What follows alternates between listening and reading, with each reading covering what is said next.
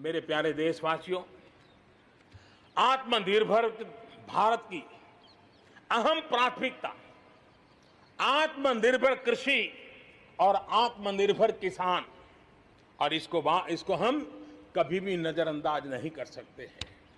किसान को पिछले दिनों हमने देखा है, एक के बाद एक रिफॉर्म आजादी के इतने सालों के बाद किए गए हैं।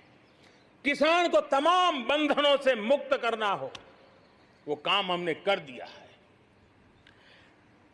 आप सोच नहीं सकते होंगे, हमारे देश में आप अगर साबुन बनाते हैं, हिंदुस्तान के कोने में जाके साबुन बेच सकते हैं। आप अगर कपड़ा बनाते हैं, हिंदुस्तान के किसी कोने में जाके कपड़ा बेच सकते हैं। आप चीनी बनाए, आप चीनी बेच सकते हैं। लेकिन मेरा किसान, बहुत लोगों को पता नहीं होगा, मेरे देश का किसान जो उत्पादन करता था, न वो अपनी मर्जी से बेच सकता था, न अपनी मर्जी से जहां बेचना चाहता था वहां बेच सकता था। उसके लिए जो दायरा तय किया था वहीं बेचना पड़ता था। उस सारे बंधनों को हमने खत्म कर दिया है। अब हिंदुस्तान का किसान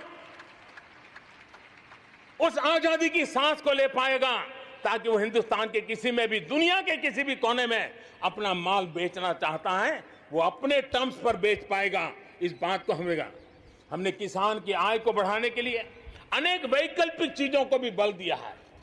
उसके किसानी में इनपुट कॉस्ट कैसे कम हो, सोलार पंप, उसको डीजल पंप से मुक्ति कैसे दिला दे, अन्नदाता ऊर्जादाता कैसे बने, मधुमक्खी पालन हो, फिशरीज हो, पोल्ट्री हो, ऐसे अनेक चीजें उसके साथ जुड़ जाएं ताकि उसकी आय दोगुना हो जाए। उस दिशा में हम लगातार काम कर रहे हैं।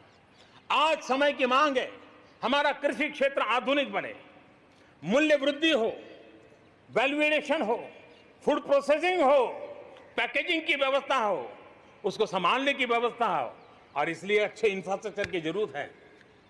आपने देखा होगा, इस कोरोना कालखंड में ही पिछले दिनों 1 लाख करोड़ रुपया एग्रीकल्चर इंफ्रास्ट्रक्चर के लिए भारत की सरकार ने आवंटित किए हैं, और इंफ्रास्ट्रक्चर जो किसानों की भलाई के लिए होगा, और इसके कारण किसान अपना मूल्य भी प्राप्त कर सकेगा, दुनिया के बाजार में बेच भी पाएगा, विश्व बाजार में उसकी पहुंच बढ़ेगी।